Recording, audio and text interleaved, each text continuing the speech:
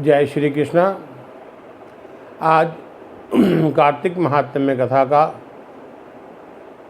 7वां दिन, सप्तम दिवस। आज की कथा प्रारंभ करते हैं। श्री कृष्ण गोविंद हरे मुरारी, हे नाथ नारायण वासुदेवा। श्री कृष्ण गोविंद हरे मुरारी, हे नाथ नारायण वासुदेवा।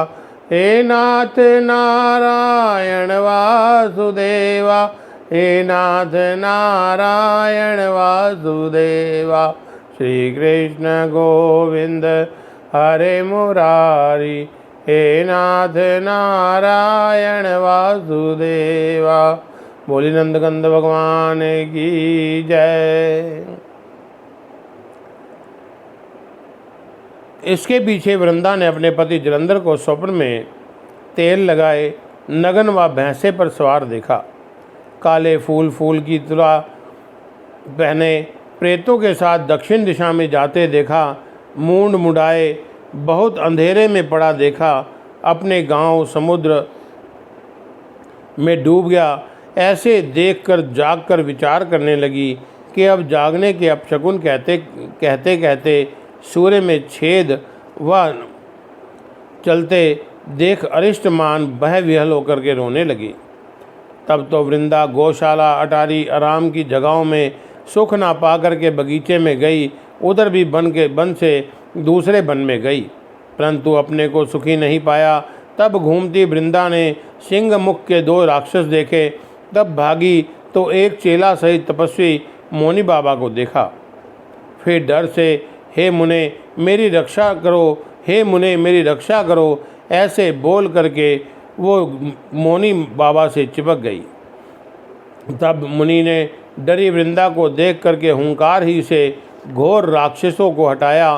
तब हुंकार ही से डरे राक्षसों को देखकर डंडा कर प्रणाम कर मुनि से बोलने लगी कि हे कृपानिधे, तुमने मेरी रक्षा की, अब अपने पति की हार जीत जानना चाहती हूँ। हे प्रभु, जलंधर नाम का मेरा स्वामी शंकर से युद्ध करने को गया है, सो कैसा होगा यह कहो। ऐसा नारद प्रथु नाम राजा से कहते हैं कि मुनि ने वृंदा की बात सुनकर बड़ी कृपा से ऊपर को देखा कि इतने में 2 बंदर प्रणाम करके आगे खड़े हुए। पीछे मुनि की भौहें की संज्ञा से आकाश में जाएं। आधे क्षण में बंदर फिर आए। तब वृंदा बंदरों को जलंधर का शिर देह लिए देख सुन दुख से बेहोश सी जमीन पर गिर गई। तब मुनि ने कमंडल से जल से वृंदा को सींचा और होश में लाया। तब अपने पति के माथा से माथा लगाए रोने लगी। ऐसे वृंदा उस मुनि से बोली कि हे प्रभु, जो मेरे को सुखपूर्वक बातों से आनंद करता था, वो बिना अवरोध मेरे से क्यों नहीं बोला। जिसने देव, गंधर्व, विष्णु सहित तीनों लोग जीत लिए, सो एक तपस्वी से कैसे मारा गया। हे मुनि, तुम समर्थ हो, इसलिए फिर इसे जियाओ। ऐसी वृंदा की बात सुनते सुनते हंसते हंसते मुनि बोले कि शंकर के मारे को जिलाने के लिए हम समर्थ नहीं हैं, तो भी तुम्हारे ऊपर कृपा करके जियाते हैं। ऐसे बोल के मुनि अंतर ध्यान हो गए। फिर जलंधर उठ प्रसन्न वृंदा का आलिंगन कर मुख चूमने लगा। इससे पीछे वृंदा भी पति को देखकर आनंदित हो उस वन में उसके साथ बहुत काल रमती रही। बहुत काल तक रमती रही। फिर ऐसे कोई दिन मैथुन के पीछे विष्णु जी के वृंदा बहुत धमका करके तथा गुस्से होकर बोली कि हे हरे, दूसरे की स्त्री गमन करने वाले तुम्हारे स्वभाव को धिक्कार है। मैंने जाना कपट मुनि तुम ही हो। जो तुमने माना से राक्षस बना करके द्वारपाल दिखाए, वे ही सच्चे राक्षस हो। तुम्हारी स्त्री वही सच्चे राक्षस तुम्हारी स्त्री ही रहेंगे। तुम भी स्त्री से दुखी होकर के वन में फिरोगे और जो तुम्हारा शिष्य था वही बंदर हो सहायता करेगा। और फिर श्राप दिया कि जाओ तुम शिला रूप हो जाओ। तब विष्णु जी बोले कि तू भी वृक्ष तुलसी ही होकर के मुझे मिलेगी। इसके पीछे जलंधर में मन लगा। वृंदा अग्नि में घुस गई। विष्णु जी ने बहुत रोका परंतु नहीं माना। उसके पीछे विष्णु जी वही वृंदा को याद करते करते उसकी चिता भस्म में लेटते रहे और उसी जगह में स्थित रहे। देव और सिद्ध लोगों ने बहुत समझाया तो भी शांत नहीं हुए। ऐसे नारद जी पृथु नाम के राजा से बोले कि जलंधर ने अधिक बलि शंकर जी को देखकर माया से पार्वती को बनाया। तब रथ के ऊपर शुंभ निशुंभ से मारी जा रही पार्वती को देख करके मलिन हो अपने बल को भूलकर शंकर जी नीचे को मुख करके चुप हो गए। तब जलंधर ने शंकर जी के सिर में, छाती में, पेट में खींच के 3 बाण मारे। ऐसे रुद्र को संकट जान विष्णु जी आए और तब दैत्यों को माया बताई। ऐसी माया जान करके महाज्वालामाली शंकर भयंकर हो गए। ऐसे रूप को देख करके तब दानव लोग 10 दिशाओं को व आकाश को भागे, सामने खड़े ना हो सके। तब शंकर ने शुंभ निशुंभ को श्राप दिया कि हमारे युद्ध से भाग गए, इनको पार्वती मारेगी। अब जलंधर बाणों की बारिश करने लगा, बाणों का अंधकार कर दिया। तब शंकर जी उसके बाणों को तब तक काटे तब तक जलंधर ने परिघ से नंदीश्वर वृषभ को मार गिराया। यद्यपि शंकर ने बहुत रोका परंतु नहीं रुका और जिस समय वृंदा का पतिव्रत खंडित हुआ तभी जलंधर का बल व आयुर्दाय नष्ट हो गया। ऐसे अद्भुत आश्चर्य देख भगवान विष्णु जी ने अपना सुदर्शन चक्र दिया व वैष्णव तेज भी उसमें रखा। शिवजी ने अपना शिव तेज रखा। ऐसे ऋषियों के तप का, पर्वतों का, पतिव्रता स्त्रियों का, ब्रह्मा जी का तेज सुदर्शन चक्र में रख के विष्णु जी वृंदा जी की चिता भूमि को गए। पीछे शंकर जी ने बड़ा क्रोध करके सुदर्शन चक्र चलाया तो जलंधर की तरफ चला और जलंधर का सिर कटकर जमीन पर डाल दिया। देह भी रथ से जमीन को शाब्दित करते गिर गई और जलंधर का तेज शंकर में, वृंदा का पार्वती में लीन हो गया।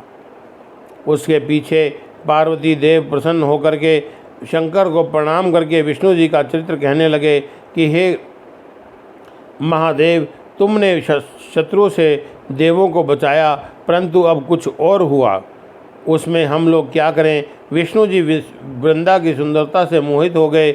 ऐसे सुन के शंकर जी बोले कि विष्णु जी का मोह छुड़ाने के लिए अब तुम लोग माया भगवती की शरण में जाओ, वे तुम्हारा सब काम करेंगी।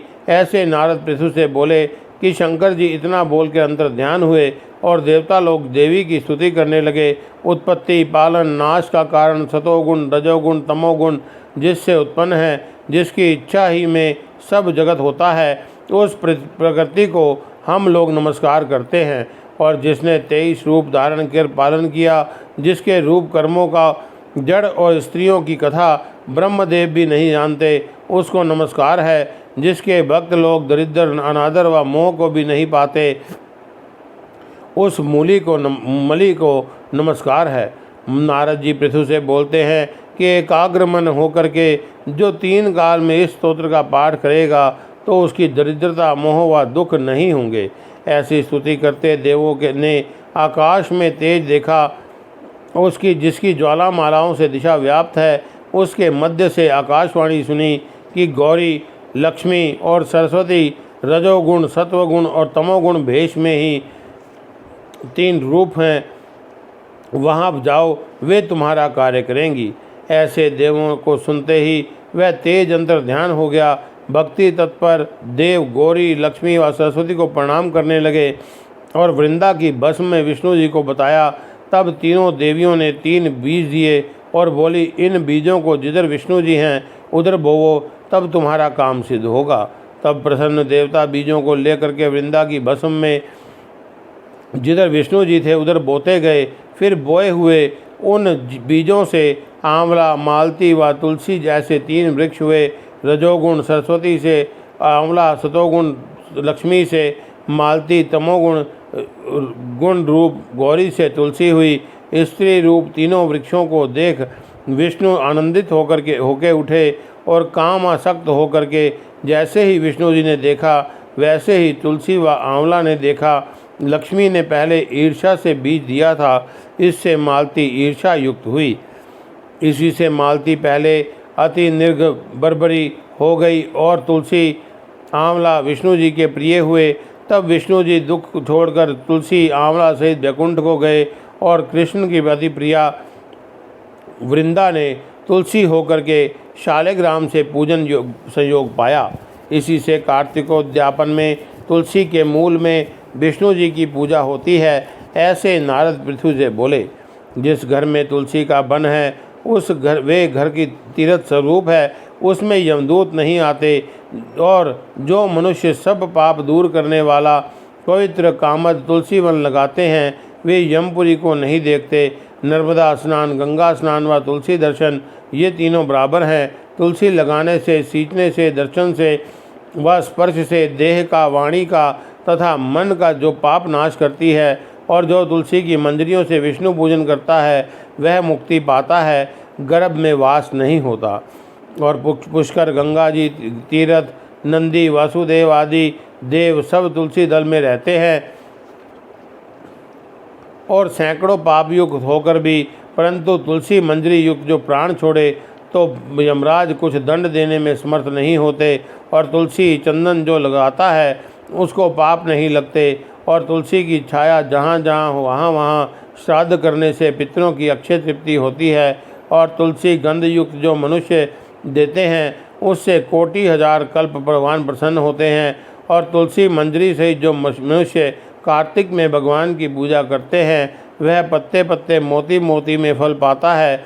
और जो आंवले की छाया में पिंडदान करता है उसके नरक में भी स्थित पितृ तृप्त हो जाते हैं। जो मनुष्य आंवला फल मस्तक, मुख, हाथ व देह में धारण करता है वह साक्षात विष्णु रूप हो जाता है।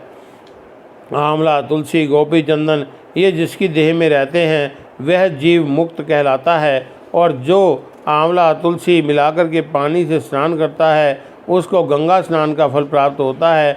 जो मनुष्य आंवला के पत्र से व फल से देव पूजन करता है वह सोने के पुष्पों से फलों को पाता है।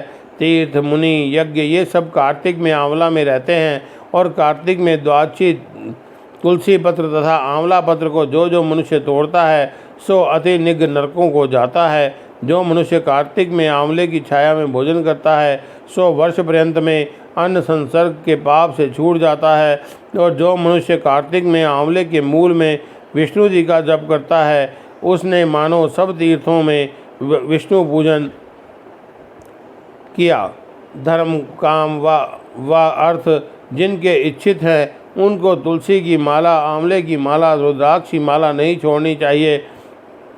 और जितने आंवले की माला गले में रहती है उतने हजार युग वैकुंठ होता है। जितने दिन आंवला की माला पहनता है उतने दिन भगवान हृदय में रहते हैं। आंवला व तुलसी का महात्म्य ब्रह्मा जी भी नहीं कह सकते।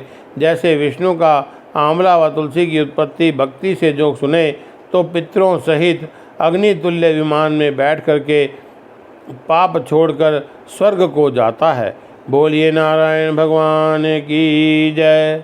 श्री कृष्ण गोविंद हरे मुरारी, हे नाथ नारायण वासुदेवा। श्री कृष्ण गोविंद हरे मुरारी, हे नाथ नारायण वासुदेवा।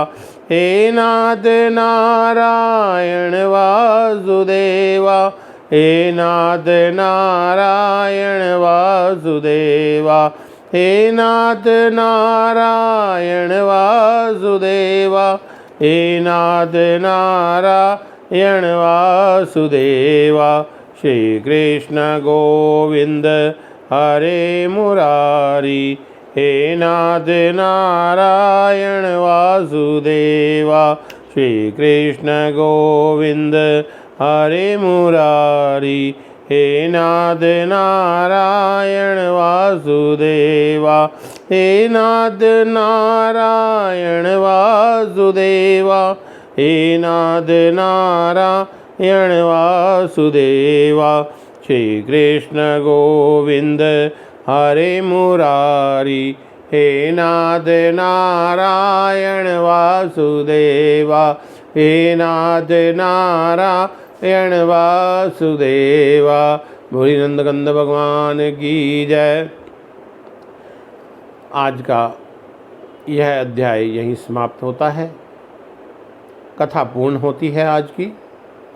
और कल भी आपसे एक निवेदन किया था कि अगर आपको अच्छी लगे तो इस कथा को लाइक करें और आगे अपने भाई बंधुओं में, दोस्तों में इसको शेयर करें और सब्सक्राइब करें।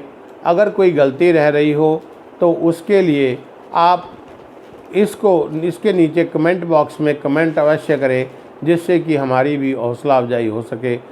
बहुत बहुत धन्यवाद। जय श्री कृष्णा।